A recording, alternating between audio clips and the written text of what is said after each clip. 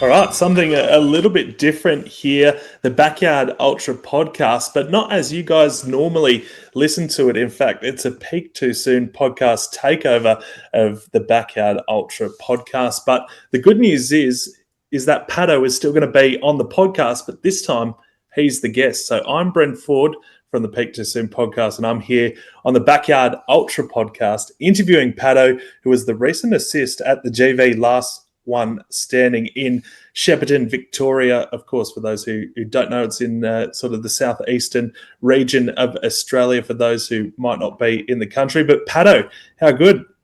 Yeah. Thanks heaps for coming on and hosting the Backyard Ultra podcast. It's something a little bit different for me. I do love my Backyard Ultras, though I am a frequent listener of the podcast as well. So it's quite an honour to be involved on the podcast, which is very cool. But I think for me, and so that people can get a little bit of an understanding if this is perhaps their first time listening to this podcast, I want to know where your fascination with the Backyard Ultra actually started. Yeah, well, the first one I did was at MVP in 2022, I think. Now, I was just looking at Trails Plus's website to see what races were up and near me, and I read all about this Backyard Ultra that they were having on, and I thought it sounded awesome. I thought I've got to give this a shot. I thought it would be easier. I thought I'd do a little bit better than I did in the first one. But, I really liked it. I didn't know I was going to, become obsessed with them and run a whole heap of them. I just thought it would be the kind of thing I would just, run once a year and that would be it. But then later on that year, I saw GV in Shepparton was advertised. So I thought, oh yeah, hang on. I did like that Backyard Ultra I did earlier this year. So I'll do Shepparton and I'll take it a little bit more seriously and see how I go. And it was around about that time I started researching podcasts to listen to get ideas, and there was no Backyard Ultra podcast. There were podcasts that were that had episodes like yours, like interviewing Backyard Ultra runners, and had episodes every now and then dedicated to Backyard Ultras, but nothing specific for Backyard Ultras. So that's when I started thinking about it, and after Shepparton, that's when I decided I would start my own podcast. It was a good introduction to ultra running, over 100 Ks in your first go, which is a great effort. But also I note that the people that you were running with in that race and people that were sort of around, Ben Nichols won that race with 274 Ks there. But like Matteo, who you just was the assist to at GV, he was the assist on that occasion. Timmy Kaprizak was also in that race as well. So it was a really good introduction for you to have those people. And did you feel like when you were running that race that was perhaps, were they giving you any advice being a first comer and actually doing so well? Well, I don't really remember, because I didn't know anyone. I didn't know a single person there. I did make friends and I met people, but I didn't know who was going to be there till the end and who was good or anything like that. But I remember waking up in the morning, because I dropped after 16 hours, which was probably about midday or something like that. Yeah.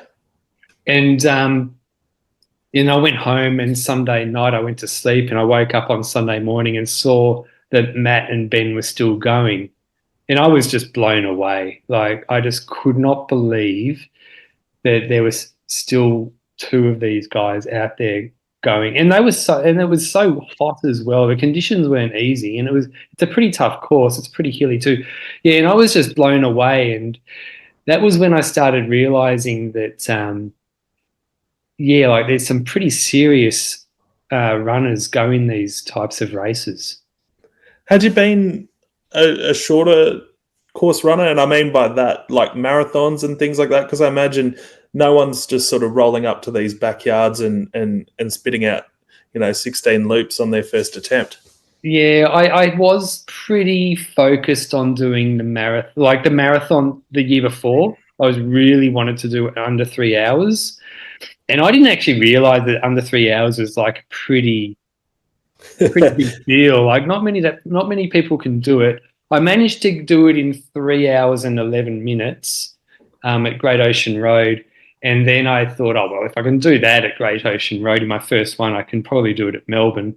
But yeah, I collapsed at the 40 kilometre mark and had to get like my legs stretched out by two police women, and then I just staggered to the end in still 3 hours and 35 minutes, which isn't too bad. But yeah, so I the year before I was really really focused on that marathon, so I was pretty fit and I was running a lot leading into my first backyard ultra.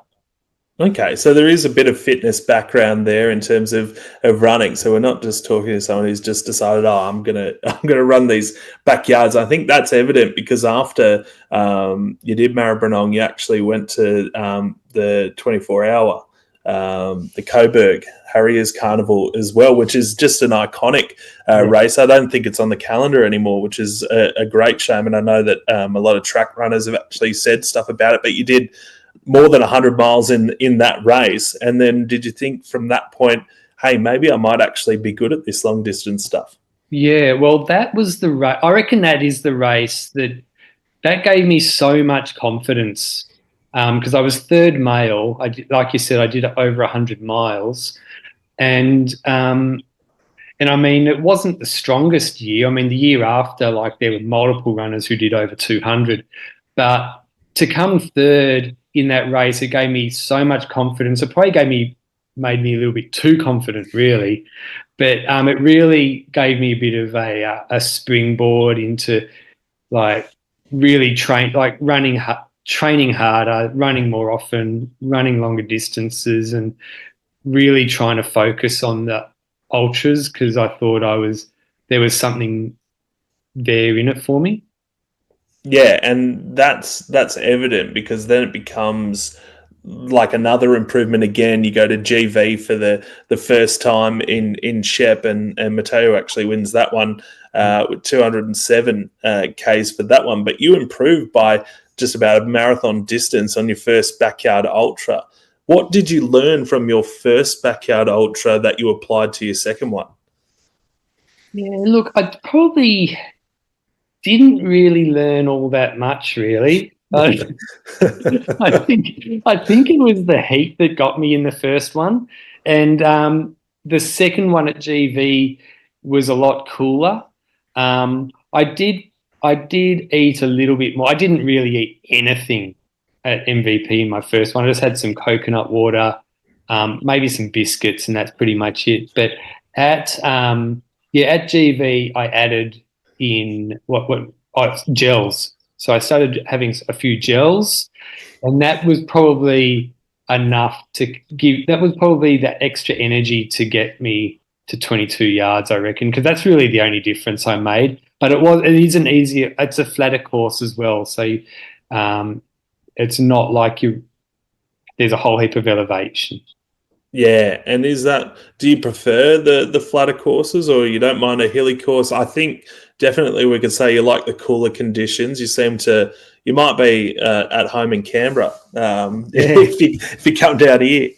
Yeah, my worst results have been in the hot weather, but I'm kind of looking forward to trying another one next year and just putting in a few things that I've learned this year.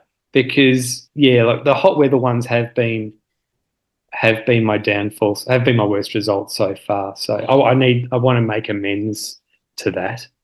Is there a reason why you think that is the case? Is it just you don't like hot weather, or do you think is the catalyst? I think it's two things. The first thing is not really understanding nutrition and hydration. And I learned the hard way, and also not applying enough like cooling strategies mid-race. Like next hot one I'm going to do, I'm going to make sure I take an ice vest out with me and wear like wear a camelback with ice in it and things like that. Definitely drink more water, take more salt tablets with me. I didn't even know about salt tablets and things like that. Yeah. It's the way it is, though. It's kind of like, and I find this out when I'm talking to people as well, is that everyone's got a different approach to things, and not everyone's the same. And so, your approach to tackling the heat might be different to someone else's. But what's one of the biggest lessons that you've perhaps learnt from doing your own podcast and talking to, arguably, you've pretty much covered off most, if not all, of the top backyard ultra runners in the world. Yeah, I think it's definitely the mindset is what I've learned the most. I mean, when I first started running the backyard ultras, I didn't actually understand how important it was. I mean, I thought these people who were running 40, 50 hours were just really talented and just able to run that far without feeling any pain. And once they started feeling pain, that's when they dropped out. That's actually what I thought. Can you believe that? but since I've been doing these backyard ultras, and especially the podcast, I've realized, and watching these runners, you can see how much they're hurting, loop after loop after loop. And I mean, I'm a slow learner, and it did take me a while to realize that to get into the 30s and close to the 40s, I'm going to have to start really focusing on running through discomfort for a long time. It's whereas I used to think, I thought, well, it's hard now, I'll stop. But, yeah. Yeah. What sort of mindset stuff are you doing? Is it like meditation? I know there's multiple different techniques that people use, and they're all effective in their own right. Yeah. So at the moment, like it's mindset during the race that is most important for me. I listen to a lot of motivational talks, and I listen to them during the race as well. I don't need to listen to them as much as I used to because I kind of remember them in my head now. And there's 2 or 3 things that just I keep repeating to myself. Like this most recent race, I just kept on repeating to myself, "You've got to be relentless," and you've got to be relentless, and that was what I just kept reminding myself that every loop.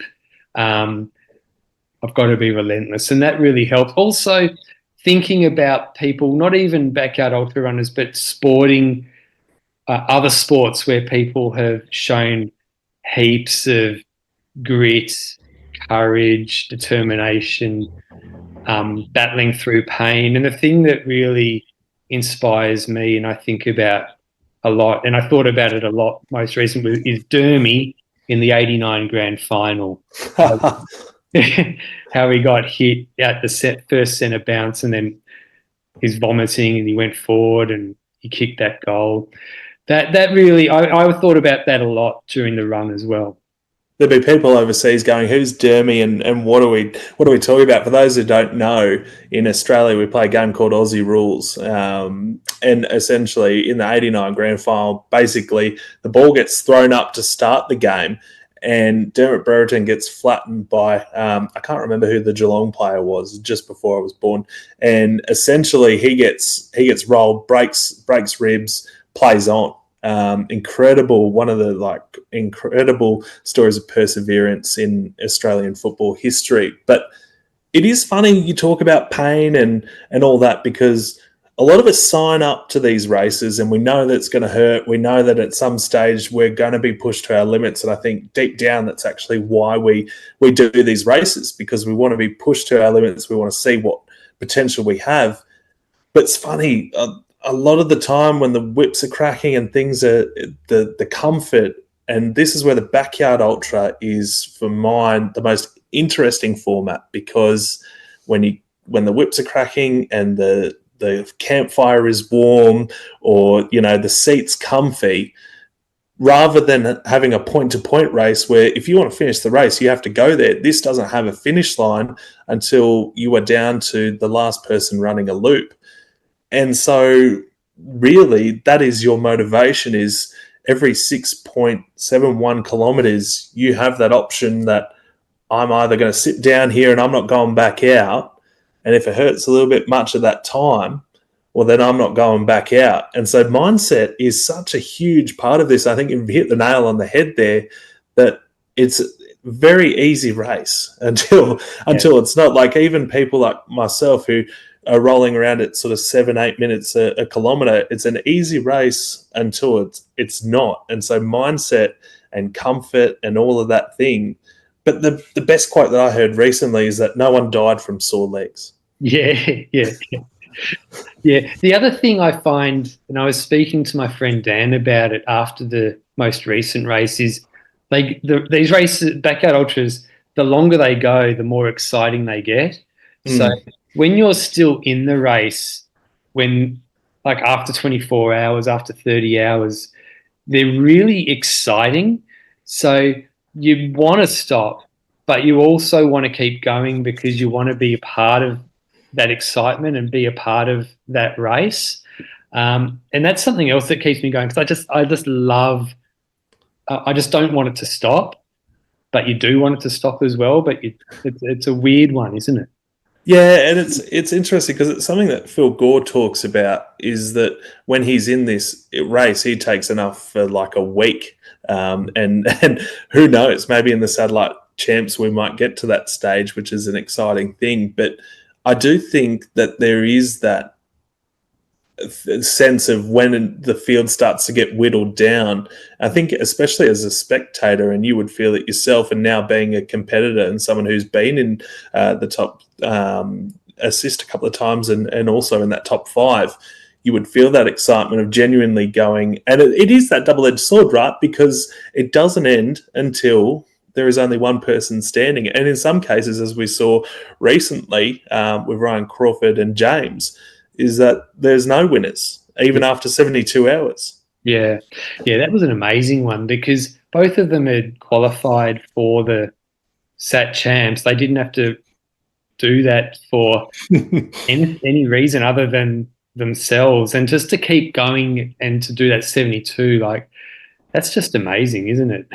Yeah, like you think about it, 3 days. And so for 3 days, you're fighting sleep and you're fighting everything else. And everyone that listens to this podcast knows about that, because they're either actively involved in it or they're watching it for days at a time. And I think that's the most incredible thing about it. I tried to describe this to a work colleague the other day when we were talking about bigs, and they go, oh, that's that big race that happened last year. And I said, yeah, 108 hours. The Harvey was out there for with Ehor going, 107.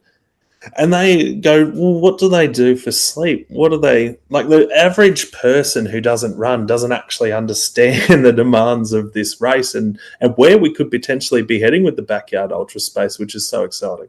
Yeah. It's the Sat Champs is going to be off its head, I think. I can't wait. It's exactly 1 month from today.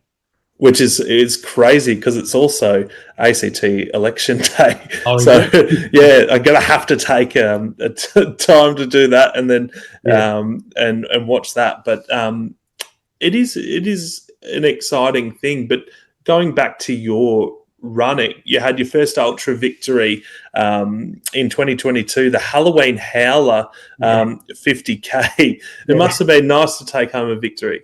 Yeah, that was a really fun race. The Halloween Howler. Yeah, it was a 50K race around the Yu Yangs. It's a 5K loop, so you just do it 10 times. So it's just a nice little race, and it was heaps of fun. Same race director who does MVP as well. So yeah, a win is a win, and I was really happy with that. It is, absolutely. Take it where you can get it. That's for sure. It was a big year though. 2022, 620 K's worth of ultra racing. So did you feel like you belonged in this sport? And what is the motivation for you, I suppose, to be the best backyard ultra runner that you can be? Yeah, well, I remember 2022.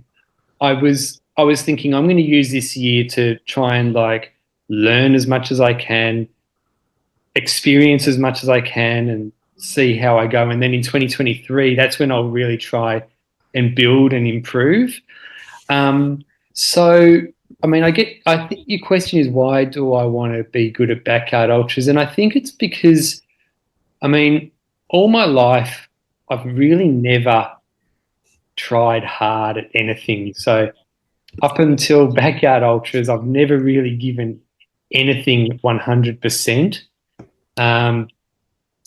So, I mean, I used to want to be a rock and roll star at school, and and like you hear, I mean, it's being a rock and roll star. Like people think it's all about musical talent, this, and it's all about being talented.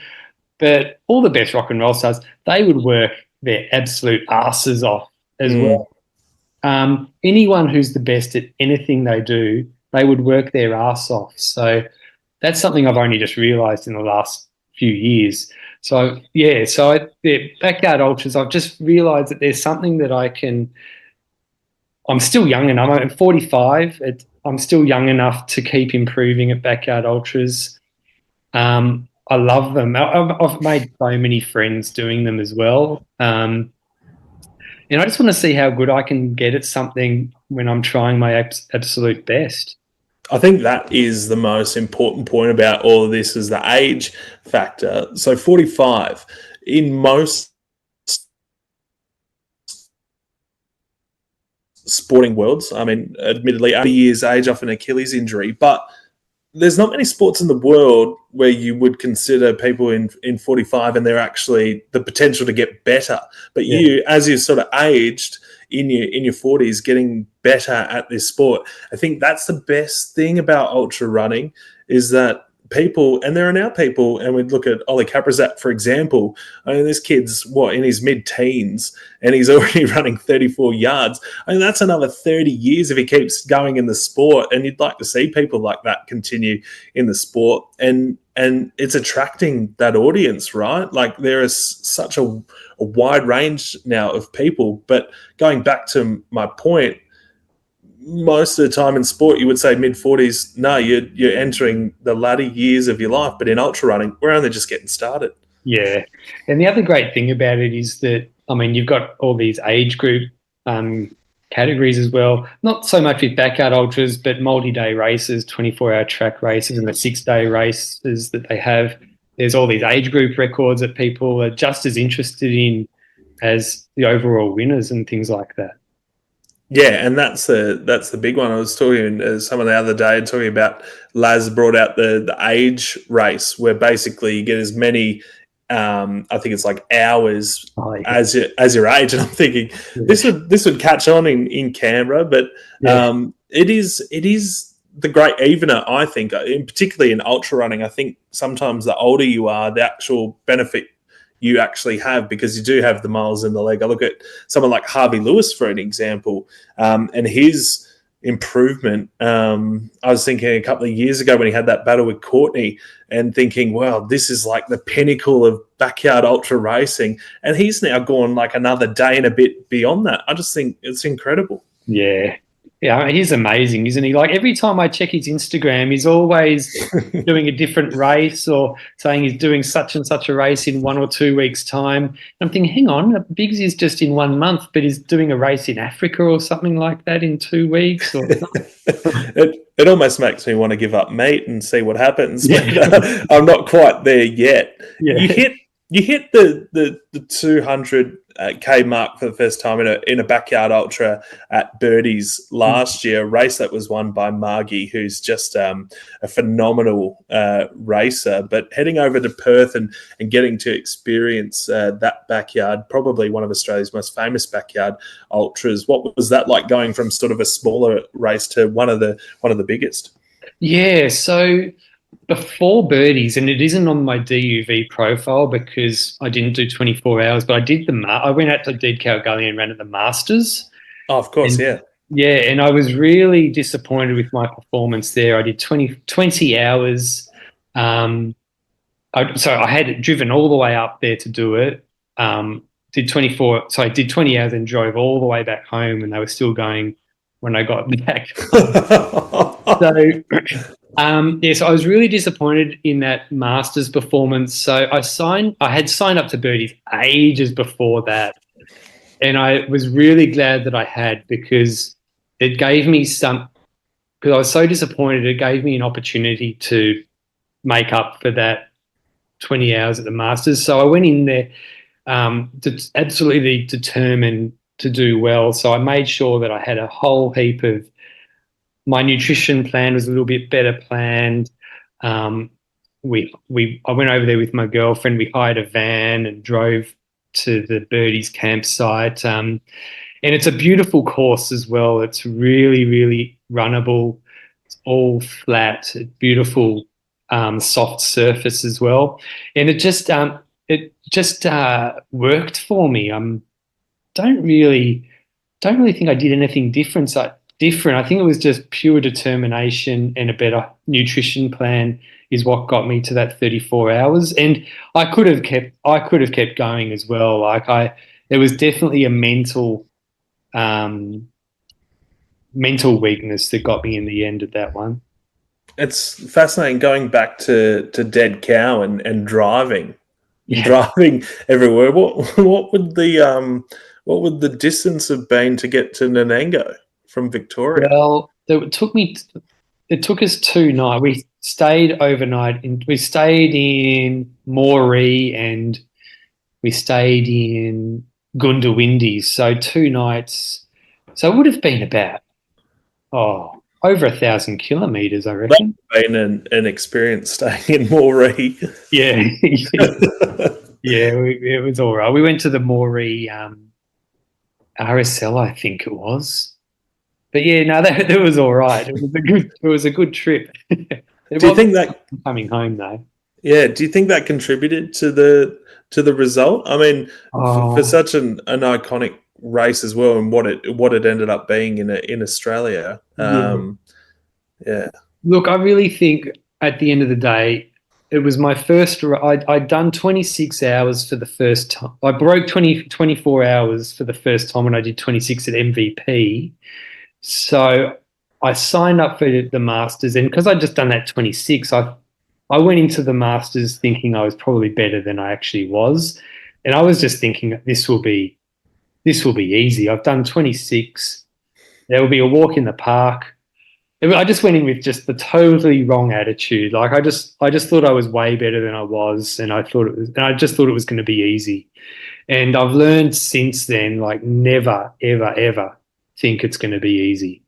Yeah, that's the brutal aspect of the backyard, right? Like for me here in Canberra, we've only got one backyard, of course, the Gumby, 180 metres. And so I'm thinking going to Dead Cow next year, you're thinking 40 metres of elevation. But on top of that, while, yes, it might get cool overnight, and I'm thinking Canberra boy, I love that. The sun, the cane toads, all these different factors are playing there. So I'm already going in with the mindset, yes, while it might be a little less elevation, it's still backyard ultra course. And the brutal nature of the backyard ultra course is that, as we've seen with many runners, pretty much everyone at some stage, is that it only takes one bad lap and the race is over. Yeah. And the other thing I've really noticed the last few months or the last few races is that it does start getting hard. Like, people don't often admit it, but it does start getting hard 5-6 hours into the race, because you're already nearly up to the marathon. So yeah, look, I mean, it does start getting hard, and it's something to prepare for, like sore legs early in the race, not to panic, come up with a plan of what to do when you do start feeling some issues, like use physio cream, things like that. All that type of stuff. It does get hard earlier than you'd think. Yeah, and that's a really good point, actually, because you're talking, most people enter this hoping to get to the marathon. I mean, we see in particular in those West Australian ones, there might be someone, I think it was someone this year, and correct me if I'm wrong, they just went out, tried to do the fastest lap, and then that was it. Really? Yeah, I haven't heard that one, but it's good. like that for me. That Yeah. for me just shows the nature of these races, right? There are people that are rocking up, want to do one loop. There are people that want to do multiple loops, get to the marathon, and I think that's the best part of this format as well. Is that the reality of the situation, especially for someone like me heading to Dead Cow Gully? I'm not going to win the race, but I get to race with Harvey Lewis. I get to talk to Sam Harvey, people like that. You're going to be up there as well. Are you racing, or are you doing the video again? Yeah, I'll be doing the live stream on YouTube again. Nice, and that's a good aspect of this race, right? Is that they've created now a concept where your everyday runner can head up to Nanango in the middle of nowhere in Queensland and be a part of this race, and they're attracting now arguably some of the best backyarders in the world as well. Yeah, it's gonna be so much fun. It is. I can't wait. I watched I don't think I slept all that much watching the live stream this year, and it ended a lot quicker than I thought it was going to. But yeah, I hope that next year's goes a little bit longer. The other aspect that's really cool about the satellites is that I think you're also, I don't know, correct me if I'm wrong, but you entered like the silver ticket race at Hysterical Carnage, and that's a race that's steeped in a bit of history, sometimes for the wrong reasons, but it is an incredible course. I was looking at it, stairs, sand, everything in between. Margie ended up pipping Johan and getting the silver ticket there, but you were right up there as well. Another performance getting over 200 Ks. Yeah, that was I definitely went to that race because of the silver ticket. And it was hot. It's actually the weekend prior to it was like 43 degrees or something like that. When we ran, it was about 30s, in the low 30s, so it was still hot. But yeah, 30 hours. Look, I don't really remember all that much from the race, except I remember being hot. It was pretty hard. Looking back, I have made probably the biggest thing I've improved is with my nutrition. And I can think back to a lot of races and think I definitely didn't eat enough at that race. And I don't think I ate enough at that race either. Because at the 30-hour mark, that was just as the sun was about to go down. I'd almost beaten the heat. I made it to the top of the stairs, and then it was just another mental moment of mental weakness. I walked back down the stairs and back to camp. What's the change in terms of your nutrition? Are you working with someone, and I want you to geek out. I want to know what you're eating. Like, are you having a certain amount of carbs, or how is your prep going? Because I imagine when you're going for more than a day and a bit, and that's a lot of calories, but also a lot of calories you need to eat. Yeah. So for GV, the one I did most recently, I had Joel and Emma crewing for me. I actually was sharing my space with Dan, who's a really good friend. We've been running for about the same amount of time. Dan Farmer, he did 32 hours. So Emma and Joel, they were crewing for us. So they were taking, writing down how many grams of carbs we were having every single loop. And I was aiming to have at least 30 grams every loop. And it's the first time I've actually had someone adding them up and making sure I'm hitting that target. And it did make a difference. I was definitely ate more than I've ever eaten before. I was still having a lot of gels, a lot of precision gels. The good thing about them is that they're 30 grams each hit. So if you don't feel like eating solid food, I would definitely have a precision gel mid-loop. I would also carry my Tailwind with me, and that's always got a few calories in it as well. The things I ate most of, well, I always have a couple of fantastic noodles after loop one, so I did that. Yeah. Okay. Yeah.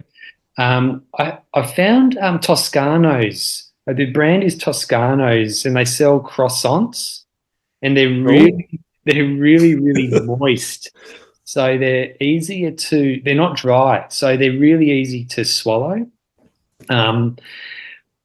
they're probably I had so many of them. I've got heaps left over too, actually.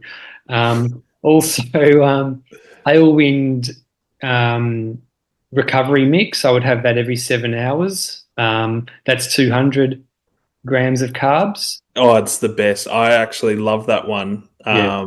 And it's funny because I actually started using it like in the middle of ultras because I saw Harvey doing it during bigs, and that's Yeah. where I picked it up.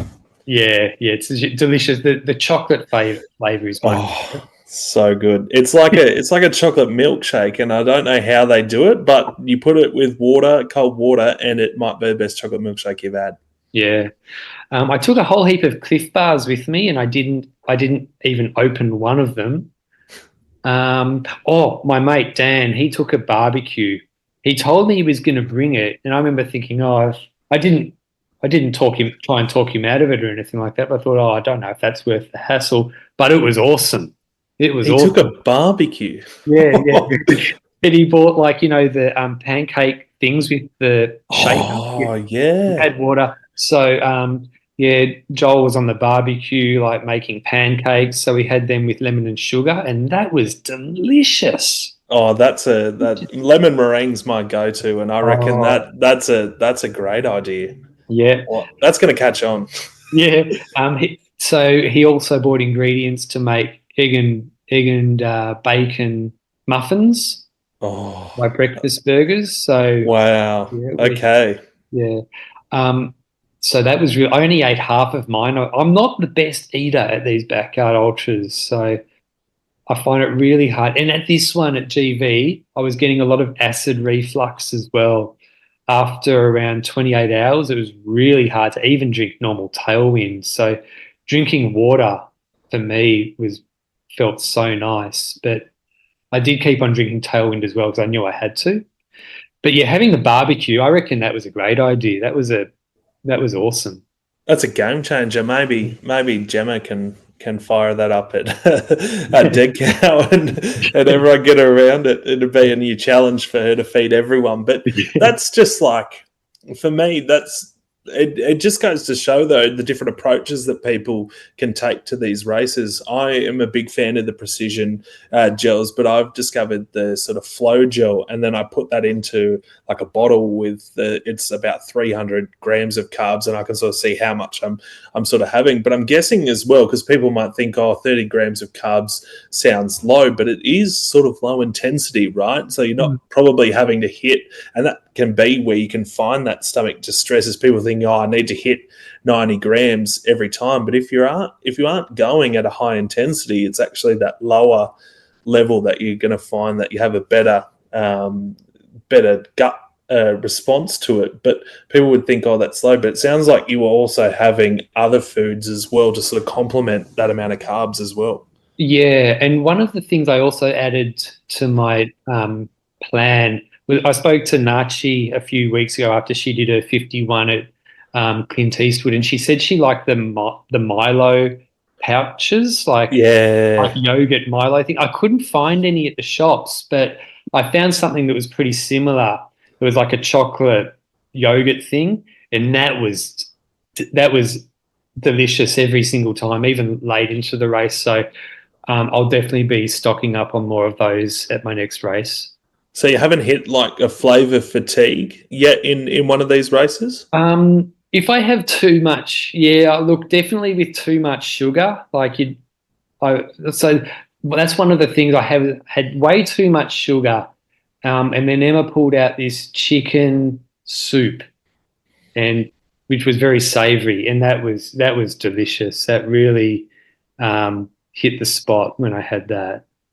It really changes the game, doesn't it? It almost cleanses the palate. Yeah. I've heard of people taking lemons or citrus and just biting down on that, and then they eat what they're having. But I mean, it's fascinating the different ways to attack it. I mean, there's no sort of end to what people can actually do here, which is so cool.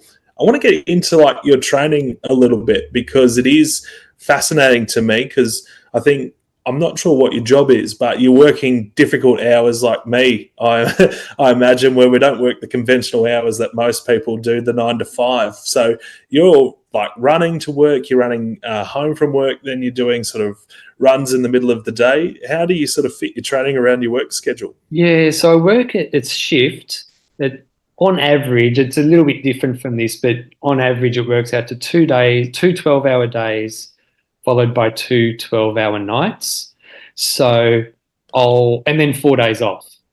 There are variations, but that's generally how it works. So yeah, I'll run home 5Ks after my day shifts. Between days and nights, I'll do at least 16Ks before my night shift, and then I'll run home from my night shift. But on my days off, I'll generally try and run about 20Ks a day, and try to include at least 300 meters elevation. So Okay. I try and get I try and get 1,000 meters of elevation a week, and between 80 to 100 Ks distance a week. Okay, and you find that works for you? Because the other thing here is that there is no silver bullet to this. I find and looking at it, like you look at someone like Ehor, for example, who went for 107 hours. His average week might be 100 Ks, but he's climbing 10,000 meters. Where I look at someone like Holly Ranson, for example, who gets around doing sort of maybe up to 110, but that would be like an unusual week, normally sitting around sort of 70 to 80 Ks. And you think for someone like that who that just broke the 24-hour Australian record, like you're just thinking that's like a fair like discrepancy between people. Yeah, I think with me, the reason why I try and include, well, one thing I've noticed with the best backyard ultra runners, often they will have a lot of elevation on their Strava, like Ehor, you mentioned. He does pretty much more than anyone I can think of. So that's one of the reasons why I try and include a bit of elevation. But the other reason is because I've got some really good steep hills near me, like ones with signs at the bottom saying don't ride up like this. You shouldn't cycle up here because it's too steep. And so that's one of the reasons why I run up those hills isn't only because I know it's good for me, but I know it when a race gets hard, I can think this doesn't feel as hard as those steep hills on my normal runs. So I can sort of like use that when I'm in races. Yeah, it's kind of like how I'm viewing sort of dead cow and the like is that, okay, if I'm doing, and I sort of look at the elevation and I sort of get up first sort of hill and I'm going, well, I've only gone 200 meters here and I'm already at half of the elevation of what they've got on course. So it is a good way to deal with that mindset. But again, we go back to like not getting ahead of ourselves, because all it does is take sort of that one bad loop and you're sort of done. Interesting way to enter this year. I think you were doing the New Year's Eve rock around the clock, the 6 hour. Yeah, so that course is actually the same as the Halloween Howler that I did the year before. Yeah. But it was a 6 hour timed race rather than a 50K. So I actually wanted to do 55 and beat the 55Ks and beat. So I did further than the 50, but I ran out of time. But yeah, it's a fun way to bring in the new year, because you can sort of see it's up high on the Yuyangs. You can see the fireworks going on in Geelong, and you can see the fireworks going on all the way in Melbourne as well. So my daughter and girlfriend came and sat down and passed me gels as I ran past and watched the fireworks. So I wish I wasn't working this New Year's Eve, because I would definitely do it again. Oh, you've already penciled in. Unlucky. Yeah. Tough. It's tough. It's tough though, but like I think that's the thing. And talking to someone like Marie Connor, how do you go around fitting your races in around what you want to do? Is it sort of working out the work schedule pretty early on and trying to fit it in? Yeah, well, it's lucky no one listens to this podcast at work, because I actually took a sickie for the GV. Yeah. I set my alarm for 2:30 in the morning and rang up work and said, "Oh, look, I'm feeling too sick to come in." So yeah, so I don't often do that. Usually I'll just take annual leave. So I'll look at the races I want to do, and then I'll take annual leave, like organise it well in advance. Like I've got all my annual leave organised for next year already. Like, Wow. Okay. so MVP, No Time to Die in May. I've got Dead Cow Gully in June off, and then after that I'll have to play it by ear. But yeah, I've got to organise it a lot in advance. How do you pick and choose what races you want to do? Yeah, I mean, look, I love supporting or going back to races that I've enjoyed. Like, I mean, MVP was the first backyard ultra I did, and it's close, not that far from me, and it's a really nice course, a great vibe. So I always want to go back there. And I sort of feel like I haven't produced my best there yet. I've done 16, 26, and 22. So I want to do I want to go. I've just actually signed up today to go back next year. So next year, it's going to be heaps of fun. I know that there's going to be a good field next year as well. Joel Sexton's going to be back. Tim Kaprazak's going to be running too, I believe. So there's a lot of good runners there, and I reckon we could go close to breaking the course record again, hopefully.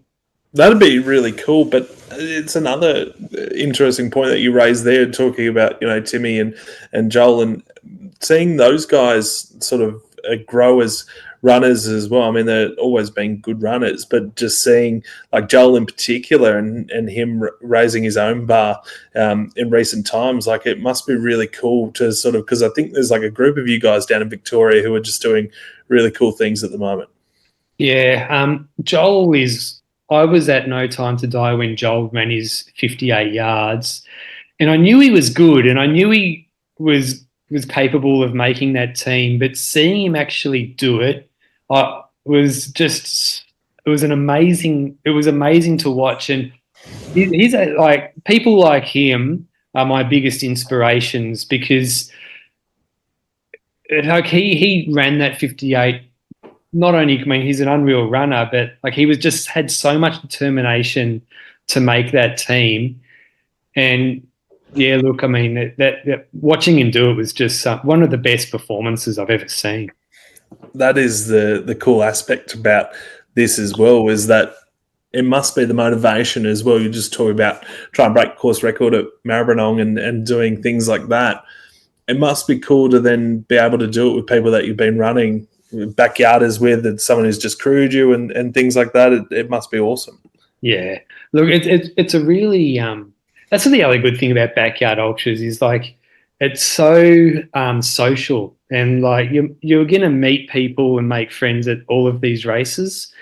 And yeah, like, because as you know, you're running with people the whole loop, you're coming back and starting the loop with them again. I reckon this one at GV, I probably spoke to more people and ran with more people than I have in any other, I think. Because I've kind of learned now, like when things are tough, it really does help if you're running with someone else. You can have a conversation and kind of like walk to their pace and not worry about your own pace as much. It can like help keep you in the race when things are tough. I almost liken it a little bit to Survivor. You've got to form partnerships pretty early on in the race, and I like to do that a couple of times. I've done sort of smallish backyards in Canberra and just trying to find, okay, who's someone that I think that, like for me, trying to do that 8 loops at the Gumby and whatnot, just who am I going to find for the next 8 hours that we can form a friendship, and we're not going to kill each other here doing this race. And I think that plays as much a part as well, because I think the mindset as well, you were talking about it before, and when your mindset's on, and there's a couple of times where you're talking about the mindset not being on, and that's when you've dropped with what you call just sort of like a lapse. Having someone there and going, okay, we're going back out again, makes it very easy to go, okay, I think I've got another 6.71 in me. Yeah. And that's the other thing I was thinking about earlier today as well, is like when you're in your high 20s and early 30s and you've still got like 8 or 9 runners left, you're still running with people, and you can run together with other people. But whereas when it's just you and one other, it's harder. Like you're often running at different pace. You're not often running together. you're running alone. So you really got to make sure and it's hard to do because after 38 hours, you're sleep deprived. You don't really want to be running anymore, and you're feeling really a lot of discomfort. And as well as that, you're running alone in the dark. So it's easy to think of these really romantic ways to finish the race, and that's what happened to me. Yeah, and it makes it very easy though, and I think that's the mastery of this race, having that sort of end date set at the end of every hour, where you can potentially just go, nah, I've had enough. I think that's where it plays into just the beauty of why this is capturing so many people. But do you think, because it has become so popular and more people are putting focus into it and more people are watching and seeing the people like the Phil Gores and the Harvey Lewises of the world do what they do you think that is helping grow the sport to the point where we're now seeing, where I go and watch these races now, and I thought the GV on the weekend, I'll go, the person who wins this probably looking at like high 30s at a minimum to try and win these, where before that was like, I think going back to maybe 2022, something like that would have got you on the Australian team. Yeah. Well, Australia's such a strong country with backyard ultras. Like the 38 I just ran would get me into nearly every other country's team. It doesn't get me close to the Australian team. So, yeah, look, one of the things I think about with these high numbers as well is that it really is important to celebrate the people who are running the lower numbers, like running a marathon for the first time. Like there was a kid, Dominic, who ran 7 yards and did a marathon at GV, and he's only young, maybe 12, something like that, and that was awesome to see. And yeah, a lot of people running 100 Ks for the first time, 24 for the first time. A lot of really, really good, great people pushing themselves to places they've never been before to hit these milestones. I think that's important to celebrate that type of thing, because people aren't going to be interested in going into a race where all they hear about is people going for 50 hours, because they'll think, I can't do that. But I think it would be great if more people who can only do 1 or 2 loops get involved and start running backyard ultras as well, because people who have never run more than 5K could go out and do 2 or 3 loops and love it, and then start building from there.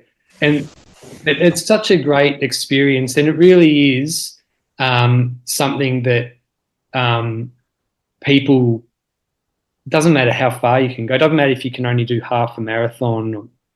People should understand that anyone can get involved in backyard ultras.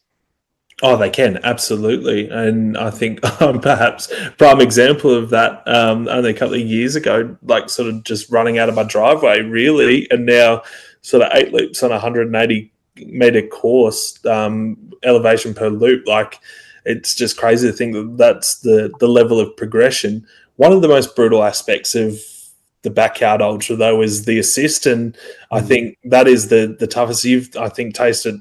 This is the second time, particularly at this event at GV, where Matteo's got you at it. When it comes down to 2, and you're in that situation where there's someone who's bested you before, we've seen mind games being played with other people before and how they sort of approach it, and sometimes it's obvious that someone's going for a quick kill or something like that. Is there a temptation to try and start playing mind games, or are you just saying, I'm trying to stick in this for as long as possible? I was trying to stick in it for as long as possible, but it's really funny that you asked that question, because me and Matt are really good friends. We message each other regularly, and we're always checking in on each other, how you going and stuff like that. And we talk a lot of backyard ultra stuff. So he loves backyard ultras too. But it's funny because as soon as it got down to the final two, just me and him, I couldn't help but have a severe dislike for him.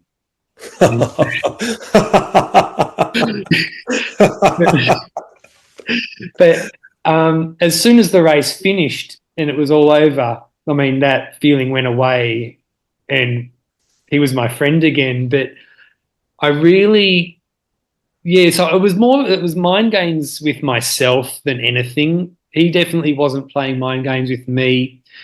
There was a time, though, on the 37th yard, I didn't see him. I didn't see him at all on course till the halfway mark.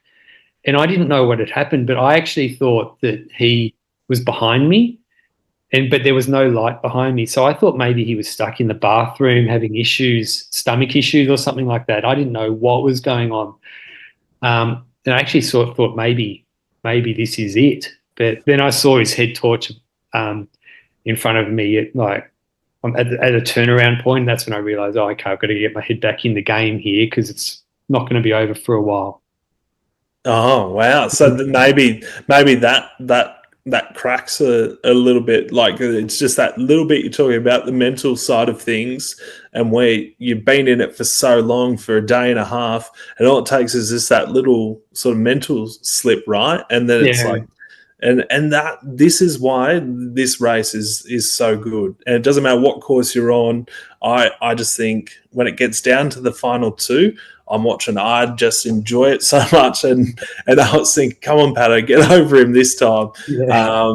But the feeling of being this is, I think it is a DNF, which is, I get that it's the nature of this type of racing, and everyone that goes into this is, outside of the winner, is a DNF. But I still think it's just such a brutal reality check, right? Because you're going for what was your PB, and it's still, a DNF. Like, how does that sink in now a couple of days sort of after it's happened? If it was, it's a lot different feeling than it was last year when I was the assist. I was pretty satisfied with being the assist last year, even though I didn't run a PB. I was one off my PB.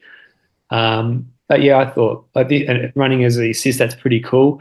But it's totally different this time. Like, I really am disappointed with how I finished the race. I was running down toward. I mean, it's good. I'm happy that I was the assist, and I'm happy that I ran a PB. The thing I'm disappointed with is that I didn't try and finish the loop that I started.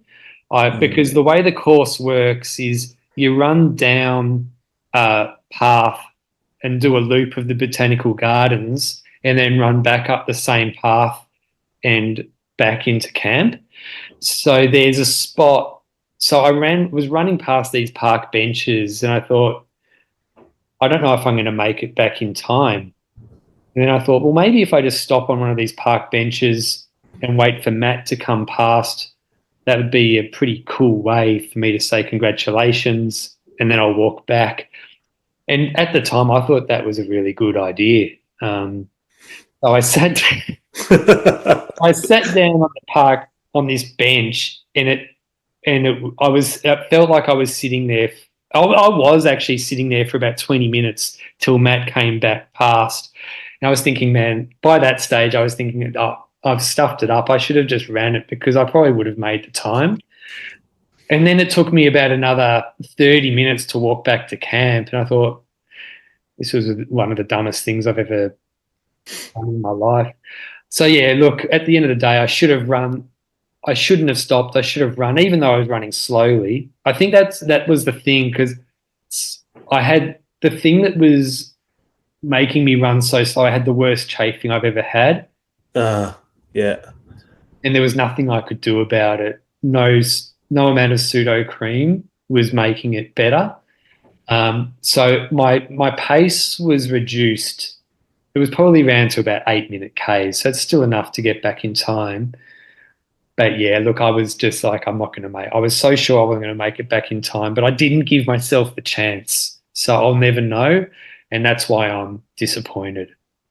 And that's the psychology of this, right? Because it can be he's in control, but all it takes is, okay, you decide that you're going to run that loop, and this is hypotheticals. He eats something a little bit dodgy or doesn't sit well in his stomach, and suddenly the game changes. And this is why it's sort of like he's staying in as long as possible. But I feel that regret because I did the same thing at Gumby, admittedly a lot earlier, but it was kind of like, oh, I've got another race that I'm looking at down the track, rather than going, we're actually in a really good situation here and we're running really well.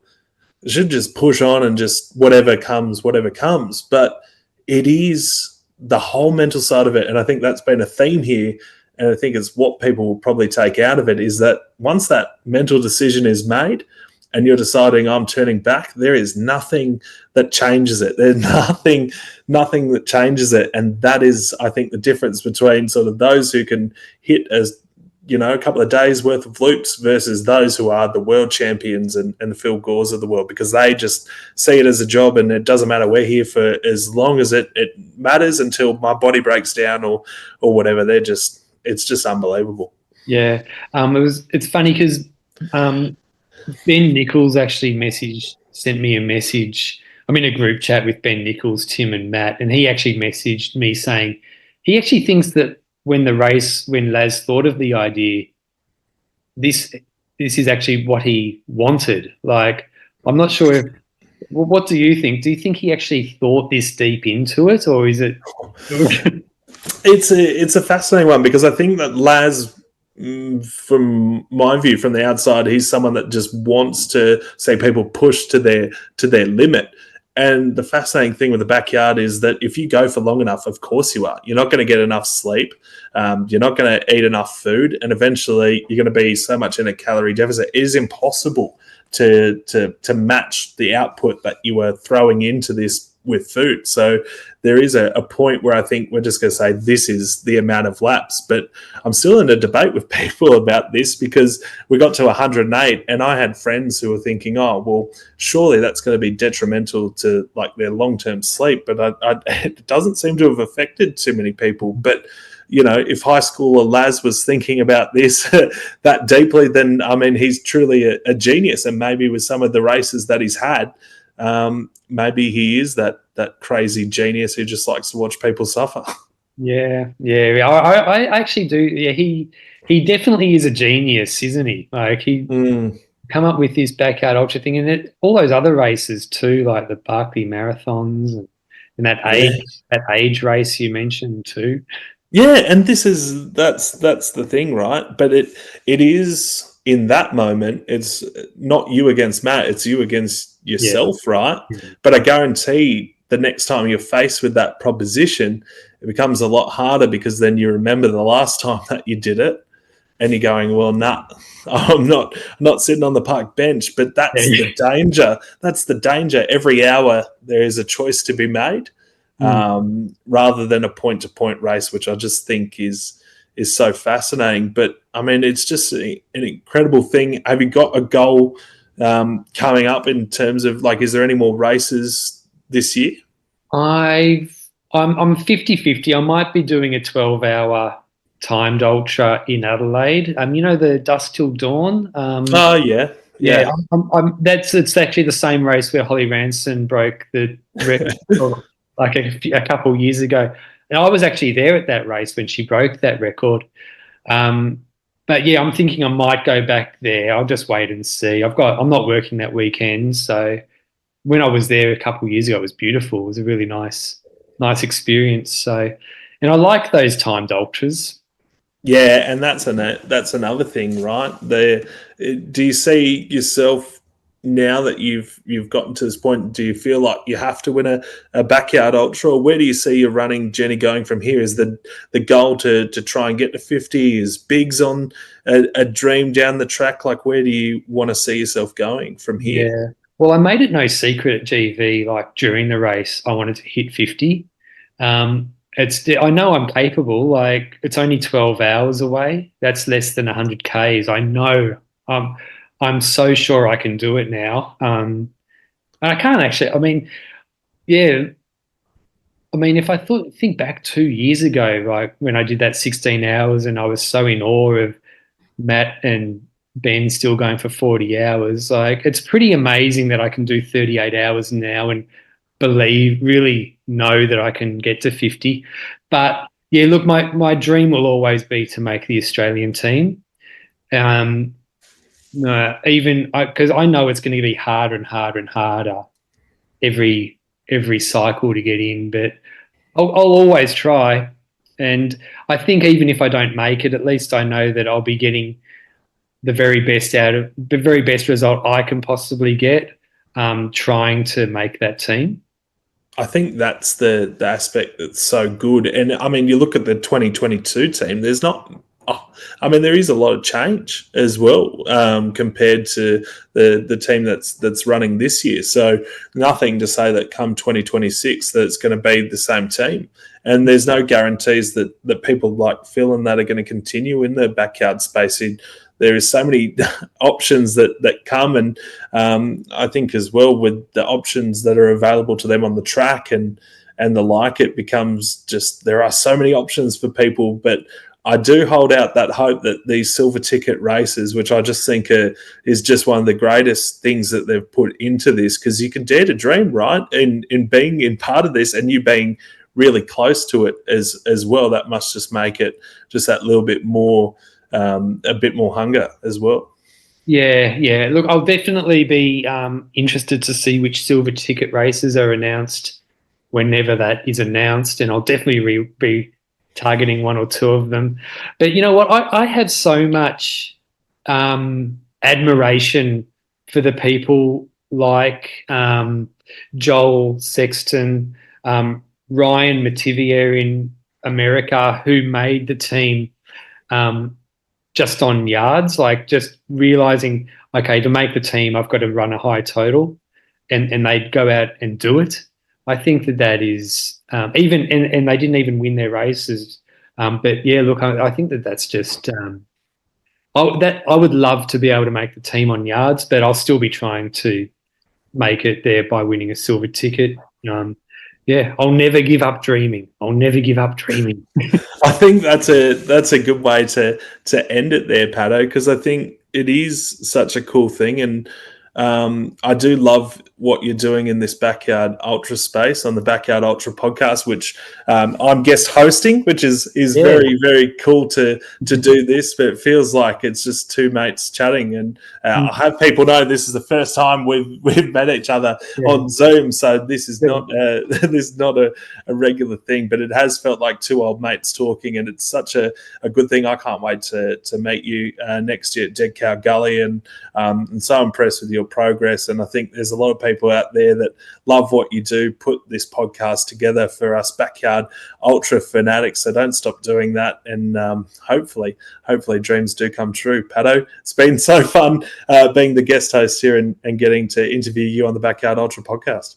Yeah, thanks, Brent. I'm really looking forward to meeting you at Dead Cow Gully, and I really enjoy listening to your podcast as well. I haven't listened to your Stephen Parker episode yet. I'm looking forward to that. Yeah, and it's a cool thing as well for those who are looking. He's actually released a book that is coming out next month in October. So check that one out, No Finish Line, which is actually so cool. And I believe you might have a chat, and you'll probably raise some things that I didn't even think about as well, with you two being two Backyard Ultra fanatics. That one could go for a couple of days, I reckon.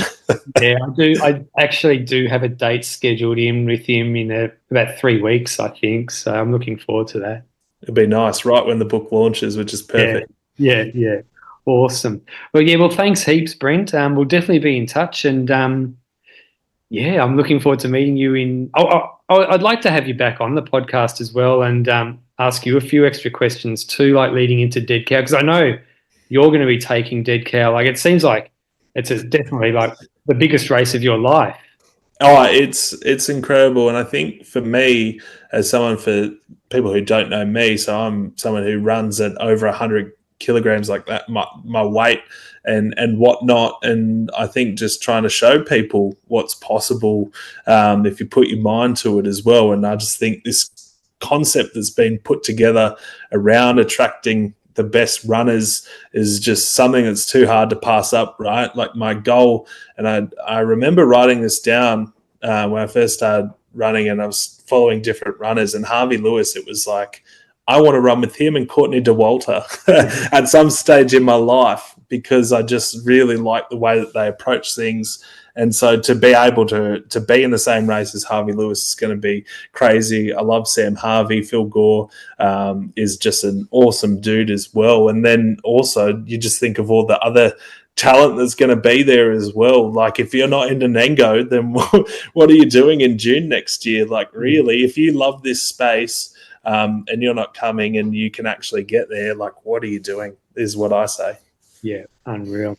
Yeah, well, and the great thing about it is that like you can just stick around and watch the whole race unfold as well. Like, 100%. They might have to, by the time, like even after the race is done, they might have to kick me off the property or something like that. Like I think I'm going to invest in a little Barbie now and go with that. But I think after watching the last couple of editions of Dead Cow and seeing what's been possible there, it's certainly like a good thing to dream. Like for me, 100 miles would be cool. I'm doing like a 100K race here in Canberra.